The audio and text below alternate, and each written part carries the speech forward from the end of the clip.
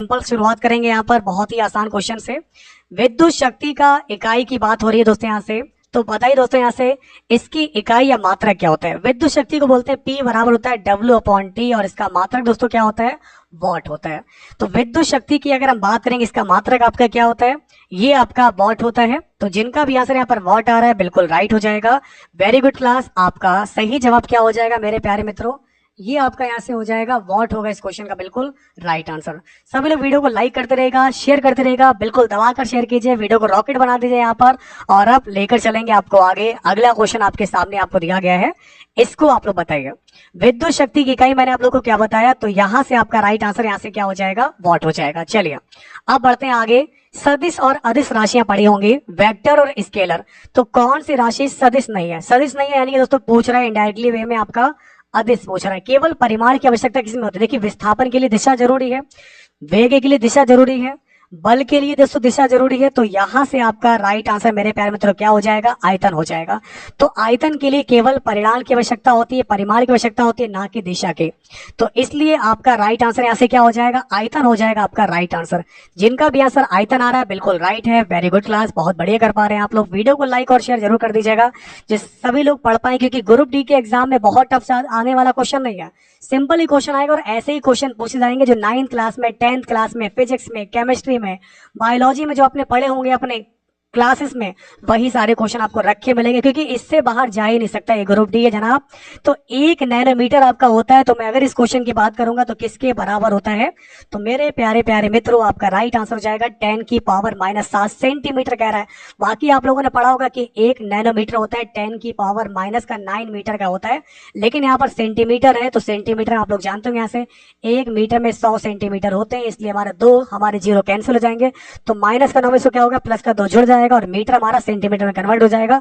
तो इस प्रकार मीटर से हमारा सेंटीमीटर में कन्वर्ट हो गया क्या आएगा, 10⁻⁻7 सेंटीमीटर हो जाएगा इस क्वेश्चन का बिल्कुल राइट आंसर। अगर आपका आंसर आ रहा है बी बिल्कुल राइट और 10⁻9 वालों का कट गया यहाँ पर चालान, तो बिल्कुल ध्यान दीजिएगा, वैल्यू को भी ध्यान में रखा कीजिए। आप लोग एग्जाम टाइम में यही गलती आप लोग करके आएंगे जो आज आपने इस क्लास में की है। इसलिए कहते हैं क्लास को रेगुलर बेस पर देखिए, ताकि जो गलतियां आप यहाँ कर रहे हैं वो आपके एग्जाम में ना हो पाए। अब बढ़ते हैं आगे। अगला क्वेश्चन देखिए, प्रकाश वर्ष जैसा कि आप लोग जानते हैं किसका मात्रक है। देखिए दोस्तों, 1 लाइट ईयर के बारे में अगर हम बात करें कितना होता है, 9.46 होता है, ठीक है ना। एक प्रकाश वर्ष जो आपका होता है, ये मान आपका कितना होता है, 9.46 इंटू 10 की पावर कितना होता है। तो मेरे प्यारे मित्रों सभी लोग यहाँ पर ध्यान देंगे कि आपका इस क्वेश्चन का सही जवाब हो जाएगा 10 की पावर 15 मीटर के बराबर होता है। एक जो प्रकाश वर्ष होता है ये किसके बराबर होता है, तो मेरे प्यारे साथियों ये बराबर होता है 9.46 इंटू 10 की पावर 15 के। तो हम बात कर रहे हैं मीटर में, मीटर का क्या होता है, दूरी का मात्रक होता है। तो ये है दूरी का। और एक बहुत ही फेवरेट क्वेश्चन बनता है इसके साथ साथ, दूरी के साथ में एक पारसेक। ओके, एक पारसेक जो कितने लाइट ईयर के बराबर होता है। एक क्वेश्चन आपके लिए बहुत इंपॉर्टेंट है जिसको एग्जाम में कई बार पूछा गया है, तो आइए आपको बता दें। वैसे एक पारसेक जो आपका होता है नॉर्मल, अगर मैं मीटर में बात करूंगा तो एक पारसेक बराबर होता है 3 × 10 की पावर 16 मीटर के। और लाइट ईयर से बड़ा होता है कि छोटा होता है, अब आप अंदाजा लगा पाएंगे कि एक पारसेक खुद लाइट ईयर का 3.262 होता है। तो आप समझ सकते हैं कि एक पारसेक आपका कितना होता है, 3.262 लाइट ईयर। अगर आपका भी आंसर ये कुछ आ रहा है तो बिल्कुल राइट है। किसी किसी किताब में 2.5 मिल जाएगा जो कि बिल्कुल राइट है। वेरी गुड, घबराना नहीं है। ओके कि आंसर चेंज हो गया, 3.26 2.5 एक ही बात है। और क्लास बहुत इंपॉर्टेंट, अगर आपने अभी तक क्लास को लाइक नहीं किया तो फटाफट से क्लास को लाइक कीजिएगा, शेयर कीजिएगा। मेरे दोस्तों क्या कर रहे हो आप लोग, क्लास को सभी लोग शेयर कर दीजिएगा, जिससे कि मैं आपके लिए और भी जितने भी इंपॉर्टेंट क्वेश्चंस हैं जो आपके एग्जाम में आने वाले हैं वो सारे क्वेश्चंस हम आप लोग के लिए डिस्कस कर पाए। तो ध्यान से पढ़िए आप लोग। अब भूकंप की तीव्रता की बात करेंगे। बड़े बड़े जो भूकंप आते हैं इनकी तीव्रता का जो मेजरमेंट है ये कैसे किया जाता है। आपके ऑप्शन आपको दिए गए जैसे कि रिएक्टर पैमाने पर, आपका केल्विन पैमाने पर, डेसिबल में, पास्कल में। देखिए दोस्तों बिल्कुल यहाँ पर हम 2018 के जो पेपर्स हुए आप लोग के उसमें विज्ञान के प्रश्नों का निचोड़ लेकर आए हैं और पूरी उम्मीद है यहाँ पर कि इसमें से आपका एक भी क्वेश्चन छोड़िए 1% क्वेश्चन बाहर नहीं जा सकता। बस ये जितने मैं क्वेश्चन करवाने वाला हूँ, जितने भी मैं पेपर के क्वेश्चन कराऊंगा, बस इनको पढ़ लीजिएगा आप लोग आंख बंद करके, बिल्कुल दिमाग में इनको सेव कर लीजिएगा यहाँ से। अपनी मेमोरी में इसको स्टोर कर लीजिए ताकि एक भी क्वेश्चन स्लिप ना हो पाए। भूकंप की तीव्रता का जो मापन करते हैं मेरे प्यारे साथियों, ये किस में किया जाता है? तो आपका राइट आंसर यहाँ पर हो जाएगा, याद रखिएगा, रिएक्टर पैमाने पर। तो मेरे सभी प्यारे साथियों आप लोग ध्यान देंगे, आपका राइट आंसर हो जाएगा रिएक्टर पैमाना होगा इस क्वेश्चन का बिल्कुल राइट आंसर। बहुत बढ़िया। नमस्कार दोस्तों, बिल्कुल जो लोग बिल्कुल अभी जुड़े हुए हैं, अगर आप पीएससी ट्रिकी क्लासेस पहली बार हैं तो टेलीग्राम को ज्वाइन कर लीजिएगा। इससे पहले वाली जो क्लास हुई थी मैंने पीडीएफ फाइल आपको सेंड कर दी, आप उसको डाउनलोड करके पढ़ सकते हैं। ओके, बाकी ये वाली क्लास की पीडीएफ फाइल मिल जाएगी, विदाउट आंसर मिलेगी बिल्कुल आपको, ताकि आप प्रैक्टिस कर पाए खुद से। ओके, तो ध्यान से पढ़िए, जितने भी क्वेश्चंस आपको प्रोवाइड कराए जा रहे हैं वो बहुत इंपॉर्टेंट है, ये क्लास काफी इंपॉर्टेंट है। वीडियो को लाइक करते रहिएगा, शेयर कीजिएगा, और आप बढ़ते हैं आगे। अगला क्वेश्चन देखिए दोस्तों, सदिश राशियां और अदिश राशियां तो आप लोगों ने पढ़ी होंगी, ठीक है। निम्नलिखित में से कौन सी आपकी सदिश राशि है? समय, चाल, विस्थापन, दूरी। 7th क्वेश्चन बहुत ज्यादा महत्वपूर्ण क्वेश्चन है, और सदिश राशि की मैं बात करूंगा तो यहां से आपका सही जवाब क्या हो जाएगा? ध्यान दीजिएगा, वेरी इंपॉर्टेंट क्वेश्चन, और ये है विस्थापन। ओके, विस्थापन एक बहुत फेवरेट क्वेश्चन है। इससे क्वेश्चन ये आता है कि एक व्यक्ति जो है वृत्ताकार मार्ग में चक्कर लगा रहा है तो इसका विस्थापन क्या होगा? तो इसका विस्थापन हो जाएगा, आपका डिस्प्लेसमेंट हो जाएगा 0। ओके, क्योंकि वृत्ताकार मार्ग में दोस्तों आप लोगों का कुछ होगा तो है नहीं। ओके, तो विस्थापन आपका क्या हो जाएगा? 0 हो जाएगा, क्योंकि कोई काम ही नहीं हो रहा है। तो ऐसे में आपका राइट आंसर क्या हो जाएगा? विस्थापन के लिए दिशा जरूरी है। दोस्तों, 2 प्रकार की राशियां होती हैं, एक राशि होती है सदिश राशि और एक अदिश होती है। सदिश राशि में क्या होता है? आपका दिशा परिमाण दोनों आवश्यक होते हैं, और अदिश वाले में केवल परिमाण आवश्यक होता है। तो टाइम, ओके, दिशा दोनों जरूरी है यहाँ पर डिस्प्लेसमेंट में। आप बढ़ेंगे आगे। आज का अगला क्वेश्चन आप लोग के सामने आपको दिया गया, वीडियो को लाइक कीजिएगा, शेयर कीजिएगा। विज्ञान के अहम प्रश्न है, विज्ञान का निचोड़ लेकर आपके लिए पास्कल इकाई देखिए। पास्कल किसकी इकाई होती है? पास्कल। जी हाँ दोस्तों, मेरे प्यारे मित्रों, आप लोग बताएंगे सभी लोग कि आपका इस क्वेश्चन का सही जवाब क्या हो जाएगा। तो मेरे सभी प्यारे दोस्तों आपको बता दें, पास्कल इकाई होती है दाब की, प्रेशर की। दाब बराबर, यूं तो आपने पढ़ा होगा, एक फॉर्मूला पढ़ा होगा, दाब बराबर होता है बल बटे क्षेत्रफल। दाब बराबर आपका दोस्तों क्या होता है? बल बटे क्षेत्रफल होता है, और बल का मात्रक आपका न्यूटन में होता है और क्षेत्रफल का मात्रक होता है मीटर स्क्वायर में। तो न्यूटन मीटर स्क्वायर को हम क्या बोलते हैं? न्यूटन वर्ग मीटर को बोलते हैं हम लोग यहाँ से मेरे प्यारे मित्रों पास्कल। इसको हम जो है पास्कल से रिप्रेजेंट करते हैं। तो आपका सही जवाब यहाँ से क्या हो जाएगा? ये आपका हो जाएगा प्रेशर।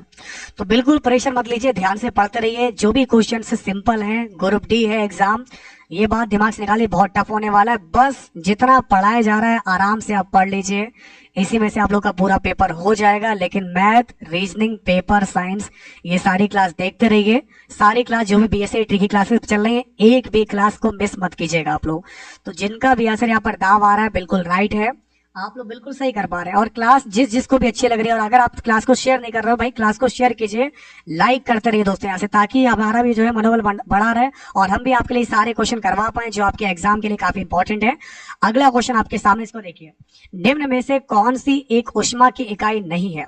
दोस्तों, ऊष्मा की इकाई कौन सी नहीं है? आपके ऑप्शन दिए गए जैसे कि calorie, kilo calorie, kilo joule, what. फटाफट से आप लोग बताएंगे सही जवाब क्या होगा। बहुत ही इंपॉर्टेंट पेपर है आपके लिए ये साइंस का। तो आपका यहाँ से राइट आंसर यहाँ से क्या हो जाएगा? आपको बता दें, वॉट। वॉट आप लोग जानते होंगे, जूल प्रति सेकंड, ये शक्ति का मात्रक होता है, ये कोई ऊष्मा का मात्रक नहीं है। आपका कैलोरी, किलो जूल, ये सब आप लोग के ऊष्मा के मात्रक हैं। जबकि आपका जो वॉट होता है, सबसे पहला क्वेश्चन आज मैंने आपको यही पढ़ा, ये होता है पावर का, शक्ति का। और पावर से क्वेश्चन हमेशा बन जाता है आप लोग का कि 1 HP बराबर कितना होता है? 1 HP बराबर होता है 746 वाट के बराबर होता है। यहाँ से 1 हॉर्स पावर आपका बराबर होता है 746 वाट के बराबर होता है। बिल्कुल ध्यान से पढ़िएगा, बहुत बहुत महत्वपूर्ण प्रश्न आप लोग के एग्जाम में आ चुका है। ये वाला क्वेश्चन भी, एक क्वेश्चन ये वाला अक्सर पूछ लिया जाता है, आप लोग इस बात से अनजान नहीं होंगे कि 1 किलोवाट घंटा किसके बराबर होता है। बिल्कुल मेरे प्यारे मित्रों, हार नहीं मानना है, डटे रहना है, लड़े रहना है। 1 किलोवाट घंटा जो किसके बराबर होता है, ये आप लोग मुझे बताइए। यहां से आपका करेक्ट आंसर क्या हो जाएगा? इंटरेस्टिंग क्वेश्चन आप लोग के सामने आ चुका है, और आपको मैं बताना चाहूंगा कि 1 किलोवाट घंटे की बात करेंगे तो यहां से आप लोग का सही जवाब कितना हो जाता है? 3.6 इंटू 10 की पावर 6 जूल। 3.6 इंटू 10 की पावर 6 जूल, ये होगा आपका बिल्कुल परफेक्ट आंसर। ये क्वेश्चन कई बार आपके एग्जाम में रिपीट हो चुका है, तो बिल्कुल ध्यान से पढ़िएगा, ये क्वेश्चन आप लोग के एग्जाम में आया हुआ क्वेश्चन है। और अब हम बढ़ेंगे आगे, हमारा जो अगला क्वेश्चन आपके सामने है दोस्तों, एसआई मात्रा कौन सा नहीं है। तो मेरे प्यारे प्यारे साथियों, एसआई मात्रा कौन सा नहीं है, देखिए एम्पियर, कैंडिला, न्यूटन या तीनों ही एसआई मात्रक नहीं है। तो आप लोग यहाँ पर जानते होंगे एसआई मात्रक के बारे में, जैसे कि लंबाई का, मीटर, ये सब आपने पढ़ा होगा। तो इस क्वेश्चन की बात करेंगे, देखते हैं आप लोगों में से कौन बताएगा सबसे पहले सही जवाब क्या होगा। अब देखिए दोस्तों, यहाँ पर अगर हम बात करेंगे कौन सा एसआई मात्रक नहीं है, और ऑप्शन में आप लोग को गलत दिया गया है। यहाँ पर मैं आपको बता दूं, एम्पियर, ज्योति तीव्रता का कैंडिला हो गया, ये राइट हो गया। अब न्यूटन, ओके। तो आपने पढ़ा मूल राशियां और मूल मात्रक, मूल राशि और मूल मात्रक यानी कि एमकेएस पद्धति में, सीजीएस पद्धति में, तो आपको पता होगा बहुत अच्छी तरीके से, ठीक है। तो इसमें हमें बताने की बिल्कुल आवश्यकता नहीं है। तो यहां पर आपका क्या हो जाएगा, न्यूटन फिलहाल हो जाएगा, इसको आप याद रखिएगा, ठीक है ना। मूल मात्रक में आपका metre, second, kilogram, kelvin, ampere, candela सब आता है, आपने पढ़ा होगा, ठीक है ना। चलिए अब बढ़ते हैं आगे। भाई ग्रुप डी का पेपर है यहाँ पर, तो पेपर आसान ही रहेगा, आपको मैं बता दूं यहाँ से, बहुत ज्यादा टफ नहीं आने वाला, ध्यान दीजिएगा बिल्कुल, यहाँ पर पेपर टफ नहीं आने वाला। जो ग्रुप डी का एक जो लेवल है आपका, एग्जैक्ट लेवल जिसमें से क्वेश्चन मिलेंगे, अगर टफ पढ़ना है तो और अच्छा आप पढ़िए और बड़े बड़े एग्जाम की तैयारी कीजिए, लेकिन शुरुआत कहीं ना कहीं अगर हम देखें किसी भी एग्जाम की तो इन्हीं प्रश्नों से होती है। और आज वैसे भी हमने साइंस की स्टार्टिंग से बिल्कुल हमने आपके साथ क्वेश्चन डिस्कस करा, तो ध्यान से पढ़िए, ओके। लेवल बढ़ेगा, अभी पहली क्लास है साइंस का, निचोड़ में अभी आप लोग का पहला चरण है आपका, तो ध्यान से पढ़िए। पहला चैप्टर आपका यही रहता है हमेशा, आप कोई भी पेपर उठाकर देख लीजिएगा, हर पेपर की अगर हम बात करेंगे, हर पेपर में इससे क्वेश्चन आपका मिल जाता है मेजरमेंट से, ठीक है ना। तो विद्युत धारा जो है ये किस उपकरण से नापी जाती है, तो बहुत इंपॉर्टेंट क्वेश्चन है। वीडियो को लाइक कीजिएगा, शेयर कीजिएगा और मिलकर आप लोग सपोर्ट करते रहिए। तो दोस्तों अगर इस क्वेश्चन की बात करेंगे तो आपका यहां से बिल्कुल राइट आंसर क्या हो जाएगा, विद्युत धारा जो है किस उपकरण से नापी जाती है। तो जिनका भी आंसर यहाँ से आ रहा है बिल्कुल राइट आ रहा है, वोल्ट मीटर, तो गलत बात है यहाँ पर। इसका सही जवाब आपका क्या हो जाएगा, एमीटर हो जाएगा। धारा को मेजर करते हैं एमीटर से और वोल्टेज को मेजर करते हैं हम लोग यहाँ से वोल्ट मीटर से। तो दोस्तों यहाँ पर याद रखिएगा, वोल्टेज को वोल्ट मीटर से और धारा को अमीटर से मेजर किया जाता है, ओके। चलिए अब बढ़ते हैं आगे, अगला क्वेश्चन आपके सामने आपको दिया गया है, इसको बताइए। अगला क्वेश्चन आपके सामने है, एनटीपीसी और ग्रुप डी का आप कंपैरिजन नहीं कर सकते, ठीक है ना। एनटीपीसी आप लोग का अलग है और ग्रुप डी का एग्जाम आप लोग का अलग है, तो बिल्कुल ध्यान दीजिएगा, लेवल आपका सेम नहीं रहेगा। बस एक आप आइडिया लगा सकते हो कि कौन कौन से टॉपिक आपके लिए इंपॉर्टेंट है, किस तरीके से रेलवे ने क्वेश्चन को पूछा था। तो बिल्कुल आप ये नहीं कह सकते कि ये एग्जाम में नहीं आते हैं, ठीक है। सब कुछ एग्जाम में आता है, आप लिख कर दीजिए, हम आपसे कह सकते हैं कि सब कुछ एग्जाम में आता है, आप नहीं कह सकते कि आपके एग्जाम में नहीं आएगा। तो ध्यान से पढ़िए, मिलकर सपोर्ट कीजिए, एक एक क्वेश्चन आपके लिए एग्जाम के पॉइंट ऑफ व्यू से इंपॉर्टेंट, और ये सारे क्वेश्चन पेपर में आए हुए हैं। आप 2018 के पेपर को जाकर सॉल्व कीजिएगा, आपको सारे पेपर का अंदाजा लग जाएगा कि किस तरीके से यहाँ पर रेलवे के पेपर आप लोग के 2018 के पूछे गए थे। ग्रुप डी की अगर हम बात करेंगे तो पायरोमीटर का प्रयोग करते हैं किसमें, तो आप लोग जानते होंगे, यहाँ से आपका राइट आंसर क्या हो जाएगा। तो मेरे सभी प्यारे साथियों, पायरोमीटर की बात करेंगे, तापक्रम, जो आपका सूरज है, आपका सन, तो इस पे भी जो 6000 डिग्री सेंटीग्रेड जो टेम्परेचर को मेजर किया गया है, ये सब काम आपका है पायरोमीटर का। तो टेम्परेचर को मेजरमेंट करने के लिए यहाँ पर इसका यूज किया जाता है, तो आपका राइट आंसर हो जाएगा। पायरोमीटर की बात करेंगे तो आपका सही जवाब हो जाएगा तापमान, होगा इस क्वेश्चन का बिल्कुल राइट आंसर। सापेक्ष आर्द्रता, जब जब बात आई है आर्द्रता की, तो हमने आपको सिर्फ एक ही बात बताई है, ध्यान दीजिएगा, इंपॉर्टेंट क्वेश्चन आप लोग के सामने है। आर्द्रता जो आपकी नापी जाती है, ये आपकी किस में मापी जाती है, हाइग्रोमीटर या हाइड्रोमीटर। तो दोस्तों बिल्कुल आप सही बता पा रहे हैं, आर्द्रता जो मापी जाती है, सापेक्षिक आर्द्रता हाइग्रोमीटर में मापी जाती है, आर्द्रता हाइड्रोमीटर में। और ये जो वाला सेम दिख रहा है ना आपको, हाइड्रो, एक्चुअली में दोस्तों हाइड्रो जो है आपका, इसके थ्रू द्रवों का घनत्व मेजर किया जाता है, इसके थ्रू जो है आपका द्रवों का घनत्व मेजर किया है। वहीं लैक्टोमीटर भी पीछे क्यों रहे, लैक्टोमीटर से दूध की शुद्धता को मेजर किया जाता है, लैक्टोमीटर से आपका दूध की शुद्धता को मापा जाता है, ठीक है। और पोटेंशियोमीटर की बात करेंगे तो पोटेंशियोमीटर का काम होता है विद्युत परिपथ के दो बिंदुओं के बीच विभवांतर को मेजर करना। जैसे दोस्तों ये एक आपका विद्युत परिपथ हो गया और इस विद्युत परिपथ के ये 2 पॉइंट हो गए, ओके ना, इन बिंदु के बीच कितना वोल्टेज है, इसको मेजर करने का काम होता है पोटेंशियोमीटर का। चलिए, यहाँ तक तो बात उम्मीद करता हूँ सबको सबको समझ में आ गया होगा, कोई दिक्कत वाली बात नहीं होगी। और अब बढ़ते हैं आगे, अगला क्वेश्चन तूफानी है, तो बिल्कुल ध्यान से पढ़ते रहिए और बताइए दोस्तों यहाँ से, हवा में आर्द्रता का नापने के लिए कौन से उपकरण का प्रयोग किया जाता है? तो किसने नहीं पढ़ा और कौन इस क्वेश्चन को गलत करने वाला है, क्योंकि ये क्वेश्चन बिल्कुल जस्ट अभी हमने आपको बताया, जब बात आर्द्रता की आएगी तब आपका सही जवाब क्या हो जाएगा? हाइग्रोमीटर होगा इस क्वेश्चन का बिल्कुल राइट आंसर। ये वाला क्वेश्चन काफी ज्यादा इंपॉर्टेंट और आपका एग्जाम में कई बार पूछा भी गया है। आर्द्रता की बात होगी तो आपका एक ही सही जवाब होगा आपका हाइग्रोमीटर। क्या होगा? हाइग्रोमीटर।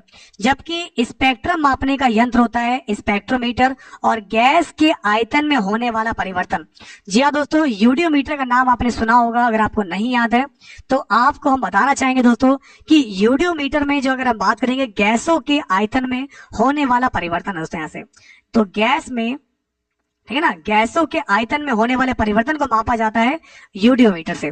तो आपका राइट आंसर यहां से हो जाएगा हाइग्रोमीटर हो जाएगा। भूकंप संबंधी जानकारी के लिए प्रयुक्त किया जाता है किसका? तो आप जानते होंगे यहाँ से, अगर मैं 16 क्वेश्चन की बात करूंगा तो यहाँ से आपका सही जवाब क्या हो जाएगा? आपका राइट आंसर हो जाएगा यहाँ से सिस्मोग्राफ। ओके, रिएक्टर स्केल पर भी इसका मेजरमेंट किया जाता है और आपका सही जवाब हो जाएगा सिस्मोग्राफ। आपका होगा इस क्वेश्चन का बिल्कुल राइट आंसर। अगर आपका भी आंसर सिस्मोग्राफ आ रहा है, बिल्कुल आप सही बता पा रहे हैं। क्लास को लाइक नहीं किया, लाइक करेंगे सभी लोग, क्लास को शेयर कर दीजिएगा। बहुत ज्यादा महत्वपूर्ण क्वेश्चन और ऐसे ही क्वेश्चन आपके एग्जाम में आएंगे। अगला क्वेश्चन देखिए, डॉक्टरों के द्वारा प्रयुक्त होने वाला स्टेथोस्कोप ये किस सिद्धांत पर काम करता है? जो आपका आला होता है स्टेथोस्कोप बोलते हैं इसको, ये किस सिद्धांत पर काम करता है? आपका व्यक्तिकरण, आपका परावर्तन, आपका अपवर्तन या ध्वनि तरंगों का अध्यारोपण?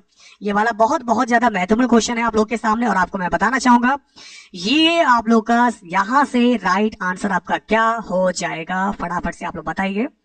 ये हो जाएगा आपका ध्वनि तरंगों का अध्यारोपण। ध्वनि तरंगों का अध्यारोपण होगा इस क्वेश्चन का बिल्कुल राइट आंसर, ध्वनि तरंगों का अध्यारोपण।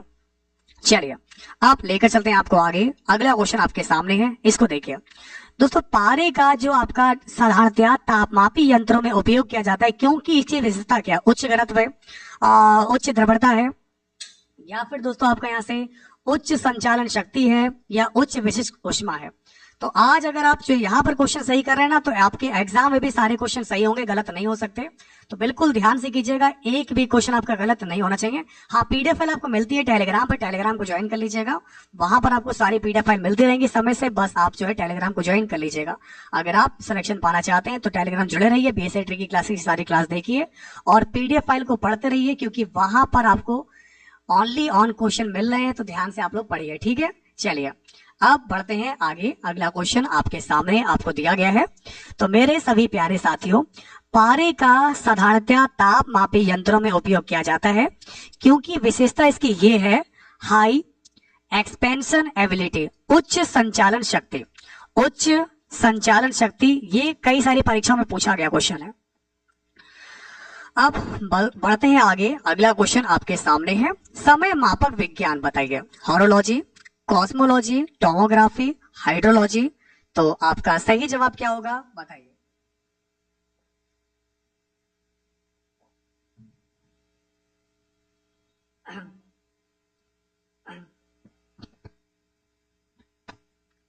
तो मेरे सभी मित्रों, आप लोग यहाँ पर ध्यान दीजिएगा, बहुत ही इंपॉर्टेंट है। समय मापक विज्ञान की बात करेंगे तो आपका यहाँ से सही जवाब बिल्कुल आप सही बता पा रहे हैं। ये आपको दिया गया है दोस्तों हॉरोलॉजी। हॉरो शब्द आपका यूनानी भाषा का शब्द है, जिसका मतलब होता है समय। हॉरा यूनानी भाषा का शब्द है, जिसका मतलब क्या होता है? टाइम होता है। और भारतीय पंचांग में भी हॉरो का प्रयोग किया जाता है। हॉरोलॉजी के अंतर्गत ग्रहों, नक्षत्रों के समय मापन आधारित इनसे रिलेटेड अध्ययन किया जाता है। तो अगर बात टाइम की हो रही है तो आपका सही जवाब हो जाएगा हॉरोलॉजी, ठीक है ना। तो आपकी क्लास की भी हॉरोलॉजी जो है आपकी, ये आपको टेलीग्राम पर मिल जाएगी। सारे क्लास के नोटिफिकेशन आपको वहीं पर मिलते रहते हैं। अब बढ़ते हैं आगे। अगला क्वेश्चन कि अगली क्लास कौन सी होने वाली है, इसकी पीडीएफ फाइल कैसे मिलेगी, वो सब टेलीग्राम पर मिलता है। तो टेलीग्राम से आज ही जुड़िए। अगर आप चैनल पर नए हैं तो डिस्क्रिप्शन में आपको लिंक दिया गया है, आप क्लिक करिए और उसको ज्वाइन कर लीजिएगा, ताकि आपको सारी क्लास के नोटिफिकेशन मिलते रहे और आपकी एक भी क्लास मिस ना हो पाए। अगर आप सिलेक्शन पाना चाहते हैं तो एक भी क्लास को मिस मत कीजिए, सारे क्वेश्चन को पढ़ते चलिएगा। प्रत्येक क्रिया के लिए एक समान और विपरीत प्रतिक्रिया होती है, यह नियम दिया था किसने? दोस्तों प्रत्येक क्रिया के लिए समान और विपरीत क्रिया होती है, आपने पढ़ा होगा न्यूटन का थर्ड लॉ। ओके, क्रिया प्रतिक्रिया वाला नियम। ओके ना, बंदूक से निकली गोली विपरीत दिशा में उतना ही बल को रिड्यूस करती है, आप लोग जानते होंगे, उतना ही बल को उत्पन्न करती है। और ये नियम किसका था, तो आपको बता दें, आपका यहां से मेरे प्यारो सही जवाब आपका क्या हो जाएगा, न्यूटन ने नियम दिया था क्रिया प्रतिक्रिया का नियम। क्रिया प्रतिक्रिया का नियम न्यूटन का नियम था, तो आपका सही जवाब हो जाएगा न्यूटन्स लॉ। अगला क्वेश्चन आपके सामने है, एक भारहीन रबड़ के गुब्बारे में 200 ग्राम जल भरा जाता है, जल में इसका भार कितना होगा। देखिए दोस्तों, भारहीन रबड़ के गुब्बारे में जल कितना है, जल है 200 ग्राम है, और जल में इसका भार कितना हो जाएगा। आप समझिए दोस्तों, समझने वाली बात बहुत इंपॉर्टेंट है, ये बात आपको पता होनी चाहिए। देखिए, अगर मैं इस क्वेश्चन की बात करूंगा तो आपका सही जवाब 0 हो जाएगा। क्यों, देखिए इसलिए 200 ग्राम जल भरा हुआ है, भारहीन रबर के गुब्बारे में इतना जल भरा हुआ है, जल में इसका भार क्या होगा, इतना ही गुब्बारा इतना जल भरा हुआ है, तो उसका क्या होगा, भार 0 हो जाएगा। क्योंकि आभासी भार उस पर लगेगा विपरीत दिशा में बराबर, तो वो लगा रहा है, एक तरह से पानी उसका बल हटा रहा है, तो दोनों आपस में बल लगा रहे हैं, तो बराबर क्या हो जाएगा यहाँ पर, तो इस प्रकार इसका जो भार होगा वो हो जाएगा 0। आप लोग देखते होंगे जब पानी में आप किसी चीज को डुबोते होंगे तो वो आपको हल्की से महसूस होती है ना, तो इसलिए यहाँ पर मैं आपको बता दूं, यहाँ से उसके विपरीत उत्प्लावन बल लगता है। तो आपका राइट आंसर यहाँ से हो जाएगा, 0 वाले बिल्कुल राइट हैं, आज के सुपर हीरो हैं 0। बाकी लोग ध्यान देंगे जिनका आंसर 0 नहीं आ रहा है। ओके, इसका राइट आंसर आपका हो जाएगा 0। आप बढ़ते हैं आगे, अगला क्वेश्चन आपके सामने है। दोस्तों, वस्तु की मात्रा बदलने पर आपका अपरिवर्तित रहेगा क्या।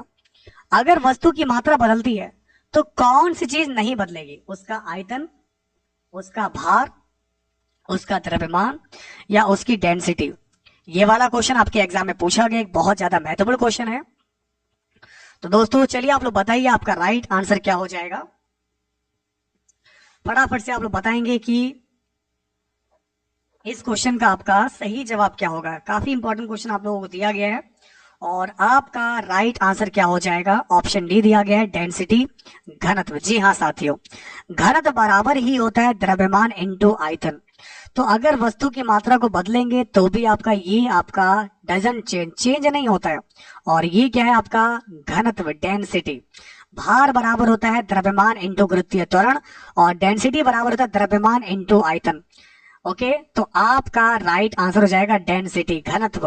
घनत्व बराबर आपका क्या होता है, ये होता है आपका द्रव्यमान अपॉन में आयतन। डेंसिटी बराबर आपका क्या होता है, द्रव्यमान इनटू आयतन। चलिए, टाइमिंग के लिए टेलीग्राम को ज्वाइन कर लीजिएगा, पूरे दिन आपकी क्लास चलती रहती है दोस्तों, 9 बजे से रात 11 बजे तक आपकी क्लास होती है रेगुलर। बस आप क्लास को अटेंड करने के लिए टेलीग्राम को ज्वाइन कर लीजिएगा, सारी समय से क्लास आपको वहां पर मिलती रहेंगी। अब बढ़ते हैं आगे, अगला क्वेश्चन देखिए। साधारण यंत्र जो है किसी व्यक्ति की सहायता करता है, किस चीज के लिए। जो आपका नॉर्मली कोई भी अगर आपका इंस्ट्रूमेंट होगा तो वो आपका हेल्प करेगा किस चीज के लिए, तो यहां से आपका राइट आंसर क्या हो जाएगा मेरे प्यारे साथियों। यहां पर आपको दिया गया है उतनी ही मात्रा में काम को, ठीक है ना, सॉरी, कम बल का प्रयोग करके उतनी ही मात्रा में काम। जैसे कि दोस्तों नॉर्मल अगर आप काम करते हैं, जैसे कि आप अभी पैदल जा रहे हैं तो टाइम ज्यादा लगेगा आपको, ओके ना, पैदल जा रहे हैं आप लोग तो टाइम आपको ज्यादा लगेगा, और आपको दूरी उतनी तय करनी, यानी कि मान लीजिए 100 मीटर अगर आपको चलना है तो जितना भी आपको लगेगा 5 मिनट 10 मिनट चलने में, वही अगर आप साइकिल से जाओगे तो उतनी दूरी, अब साइकिल एक मशीन होगी, उतनी दूरी तय करने में क्या लगेगा, टाइम बचाता। सब मशीन क्या करती है, मशीन उसी काम को करती है, लेकिन समय आपका बचाएगी, आप उतने टाइम को बचाकर आप और ज्यादा काम कर पाएंगे। तो आपका राइट आंसर ऐसे क्या हो जाएगा कि कम बल का प्रयोग करके आप उतनी ही मात्रा जो है में काम कर सकते हैं, कम बल का प्रयोग करके आप उतनी मात्रा में ज्यादा काम कर पाएंगे। तो मशीन का काम क्या होता है, मशीन का काम यही है आपका। अब बढ़ते हैं आगे, अगला क्वेश्चन आपके सामने आपको दिया गया है, इसको मेरे प्यारे साथियों आप लोग बताएंगे। किसी इलेक्ट्रॉनिक घड़ी में लोलक घड़ी के लोलक के समतुल्य पुर्जा होता है, ट्रांजिस्टर, क्रिस्टलीय दोलित्र, डायोड, यह आपका हो जाएगा समतोलक चक्र हो जाएगा। जी हाँ मेरे प्यारे मित्रों, आप लोग बिल्कुल सही बता पा रहे हैं, तो बाकी लोग ध्यान से पढ़ेंगे। देखिए दोस्तों, बहुत ही इंपॉर्टेंट आज का सेशन है, वीडियो को आप लाइक करते रहेगा, क्लास को शेयर नहीं किया, क्लास को शेयर कर दीजिएगा, क्योंकि ये क्लास बहुत ज्यादा इंपॉर्टेंट है। तो आपका इस क्वेश्चन का सही जवाब क्या होगा, टेलीग्राम ओपन नहीं हो रहा है तो आप जो है टेलीग्राम ऐप है तो पहले उसको डाउनलोड कर लीजिए आप जाकर, ठीक है ना, उसके बाद तो जाकर आप उसको ज्वाइन कर पाएंगे। तो भाई किसी इलेक्ट्रॉनिक घड़ी में लोलक घड़ी के लोलक के समतुल्य पुर्जा होता है, ट्रांजिस्टर, क्रिस्टलर, दोलित्र, डायोड, या फिर आपका हो जाएगा समतोलक चक्र। मोस्ट इंपॉर्टेंट क्वेश्चन, और आपको बता दें यहां से आपका राइट आंसर हो जाएगा क्रिस्टलीय दोलित्र।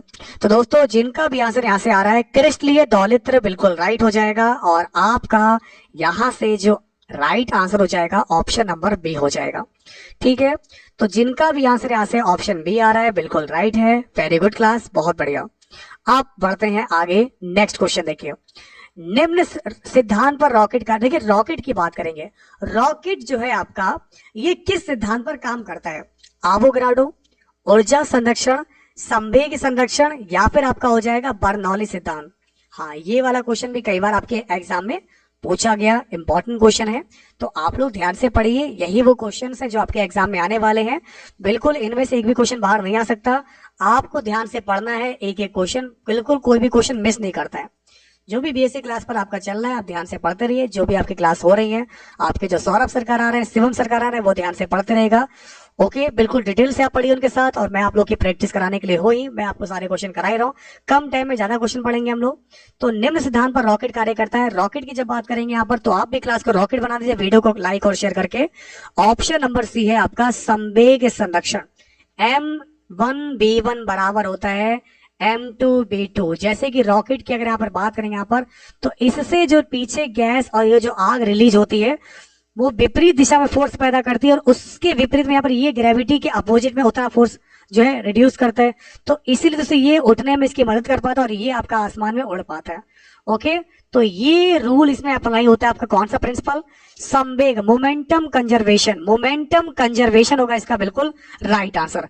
फैक्ट के लिए सौरभ सर आपके हैं, बिल्कुल आपको सारी क्लास करा ही रहे हैं वो आपको, आप उनकी क्लास को देखिए। डिटेल से हमारी सारी क्लास चल रही है, आप ध्यान से पढ़ते रहिए। और अभी हो रहा है आप लोग का टेस्ट, तो टेस्ट में आपको बनना है बेस्ट, तो सारी क्लास देखते रहिए। फास्ट और आपके लिए स्लो सारी क्लास की व्यवस्था हमने कर रखी है, आप बस ध्यान से पढ़ते रहिए। तो बिल्कुल आपको फास्ट चाहिए तो आपकी क्लास आपकी चल रही है, ध्यान से पढ़ते रहिए।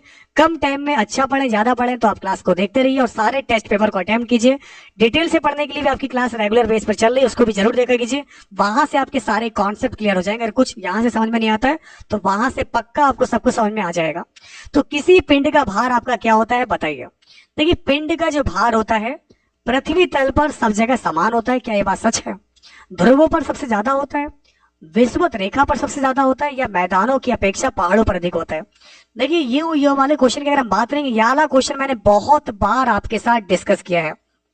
ठीक है, तो अगर इस क्वेश्चन की मैं बात करूंगा, पिंड का जो भार होता है, किसी भी पिंड का जो भार होता है, ओके, ये ध्रुवों पर सर्वाधिक होता है। जी हाँ मेरे प्यारे मित्रों, जैसे मान लीजिए हमारा ये हो गया आपकी पृथ्वी हो गई, और ये आपका नॉर्थ पोल हो गया, ये साउथ पोल हो गया, और ये रेखा आपकी कौन सी है? विषुव रेखा है, जो कि आपका 0 डिग्री पर है, और इस रेखा को बोलते हैं विषुव रेखा। तो आपको बता दें किसी भी वस्तु का जो भार होगा, भार आपका जो है ध्रुवों पर ज्यादा होता है। भार ध्रुवों पर, ये पोल है पोल, नॉर्थ पोल साउथ पोल, ये आपका हो गया नॉर्थ पोल, ये हो गया साउथ पोल। ध्रुवों पर ज्यादा होता है जबकि इस पर आपका जो है कम होता है। ठीक है, तो आपका राइट आंसर यहां से क्या हो जाएगा? ध्रुवों पर सर्वाधिक होता है। तो मेरे प्यारे मित्रों ध्रुवों पर सर्वाधिक होता है। वेरी गुड, बहुत बढ़िया बात है। टॉपर है, टॉपर ही रहिए, ध्यान से पढ़ते रहिए, ताकि एक भी क्वेश्चन आपका गलत ना हो, ना यहाँ और ना ही आपके आने वाले अप्रैल 2021 के एग्जाम में। चलिए अब बढ़ते हैं आगे। अगला क्वेश्चन आपके सामने, इसको देखिए। वायुमंडलीय दाब का अचानक गिरना किस बात को? देखिए मान लीजिए एकदम वायुमंडलीय दाब जो है अचानक गिर गया, इसका मतलब क्या? आज मौसम कैसा होगा? तूफानी, वर्षा वाला, वर्षा से भरा स्वच्छ मौसम होगा, या फिर आपका होगा मौसम में शीत लहर आ जाएगी, ये आपको बताना है। तो अगर इस क्वेश्चन की बात करेंगे तो यहां से आपका राइट आंसर क्या हो जाएगा? टेस्ट टाइमिंग के लिए टेलीग्राम बना हुआ है, आप उसको ज्वाइन कर लीजिए। ओके, तो इस क्वेश्चन की बात करेंगे तो आपका राइट आंसर क्या हो जाएगा? ये है आज मौसम होगा तूफानी। तो अचानक से अगर ये पारा नीचे गिरता है तो आपका मतलब क्या होगा? कि आज मौसम होगा तूफानी। आप लेकर चलते हैं आपको आगे। अगला क्वेश्चन आपके सामने है, इसको आप लोग देखेंगे। That's a most important question. दोस्तों आपको यहाँ पर बताना है कि जल की अधिकतम जो है, जल का अधिकतम घनत्व होता है कितने डिग्री? देखिए हम लोगों ने वैसे एक क्वेश्चन दिमाग में हमारे सेव है, हम लोग कब से पढ़ते हो रहे हैं? 4 डिग्री सेंटीग्रेड। 4 डिग्री सेंटीग्रेड आप पढ़ते हुए आ रहे होंगे, लेकिन इसने अब की बार क्या किया है? केल्विन में पूछ लिया है। और आप जानते हैं यहां से 1 केल्विन का मान क्या होता है? 273 डिग्री सेल्सियस में होता है। तो 4 आपको दिया गया है, तो केल्विन मान कितना हो जाएगा, सिंपल सी बात है, 1 केल्विन बराबर होता है 273 डिग्री सेंटीग्रेड। ये आप लोग का चलते हैं यहाँ से, ध्यान से बिल्कुल देखिए, जो भी आप लोग के साथ डिस्कस करें तो मैं 4 इसमें जोड़ दूंगा यहाँ पर। तो जो 273 है इसमें 4 आपका और जुड़ जाएगा, तो 4 और 3 कितना हो जाएगा, 7 हो जाएगा। इसका मतलब मेरे सभी प्यारे प्यारे साथियों, राइट आंसर हो जाएगा 277 केल्विन। तो 4 डिग्री जिसका भी आंसर आ रहा था बिल्कुल सही आ रहा है, वो भी सही है, लेकिन केल्विन में अगर एग्जाम में पूछा जाएगा तब क्या करेंगे आप लोग, तब आपका आंसर हो जाएगा 277 केल्विन। 277 होगा इस क्वेश्चन का बिल्कुल right answer. Very good class. अब हम लेकर चलते हैं आपको आगे। इकाइयों की समस्त व्यवस्थाओं में किस इकाई की मात्रा समान होती है? इकाइयों की समस्त व्यवस्थाओं में किस इकाई की मात्रा समान होती है? तो आपका इस क्वेश्चन का सही जवाब क्या हो जाएगा मेरे सभी प्यारे दोस्तों? आप लोग बहुत बढ़िया कर रहे हैं, बहुत बढ़िया परफॉर्मेंस चल रही है, बस इसी परफॉर्मेंस को आपको कायम रखना, ध्यान से पढ़ते रहेगा। ये क्लास डेली आपकी होती है बीएसए ट्रिकी क्लासेस पर। क्लास की टाइमिंग फिक्स नहीं है, सुबह 9 बजे से 11 बजे तक आपको लगातार क्लास मिलेगी, बस आप टेलीग्राम ग्रुप को ज्वाइन कर लीजिएगा। टाइमिंग कोई टाइमिंग नहीं है, ओके। आपको अगर क्लास देखनी है आप टेलीग्राम को ज्वाइन कर लीजिएगा, आपको सारी क्लास वहां पर समय से मिलती रहेंगी। अब बढ़ते हैं हम लोग यहाँ से आगे। इकाइयों की समस्त व्यवस्थाओं में किस इकाई की मात्रा आप लोग की समान होती है? तो यहां से आपका राइट आंसर क्या हो जाएगा? ऑप्शन नंबर ए है, गुरुत्वाकर्षण के कारण त्वरण। तो मेरे प्यारे मित्रों, आप लोग जैसा कि जानते होंगे, अगर हम बात करेंगे गुरुत्वाकर्षण के कारण त्वरण, ये बिल्कुल राइट हो जाएगा। वेरी गुड क्लास, आप लोग बहुत बढ़िया कर पा रहे हैं और ऐसे ही क्वेश्चंस आपके एग्जाम में आने वाले हैं। तो बिल्कुल मान लीजिए आप लोग ये क्वेश्चन रख के मिलेंगे आप लोग के पेपर में, तो ध्यान से पढ़ते रहिए, एक भी क्वेश्चन आप लोग का मिस नहीं होना चाहिए। और अब हम बढ़ेंगे आगे, अगला वाला क्वेश्चन काफी इंपॉर्टेंट आपको दिया गया है, देखिए। तो दोस्तों नेक्स्ट क्वेश्चन आपके सामने आपको दिया गया है, इसको बताइए। नैनो द्रव्य का सर्वाधिक महत्वपूर्ण गुण होता है बल, घर्षण, दाब, तापमान। अच्छी बात है, एनटीपीसी में टॉप मारना बहुत अच्छी बात है, ग्रुप डी में भी टॉप मार दीजिए और आगे होने वाले जितने भी एग्जाम है सब में आप टॉप कीजिए, लेकिन उसके लिए हर एक क्वेश्चन आपका तैयार होना चाहिए। नोटिफिकेशन टेलीग्राम पर ही मिलेगा, यूट्यूब केवल 3 वीडियो का नोटिफिकेशन देता है, ओके। अगर आप सारी क्लास देखना चाहते हैं तो आज ही टेलीग्राम से जुड़िए, मैं बार बार आपसे कह रहा हूँ, वीडियो के डिस्क्रिप्शन में आपको लिंक दिया गया है, क्लिक करिए और ज्वाइन कीजिए। पीडीएफ फाइल सब कुछ टेलीग्राम पर ही मिलेगा, टेलीग्राम को ज्वाइन कर लेंगे, सिलेक्शन आपका अपने आप हो जाएगा, उसकी कोई फीस नहीं है, वो फ्री में है आपका, ठीक है। टेलीग्राम को ज्वाइन करने की कोई फीस नहीं है, ठीक है।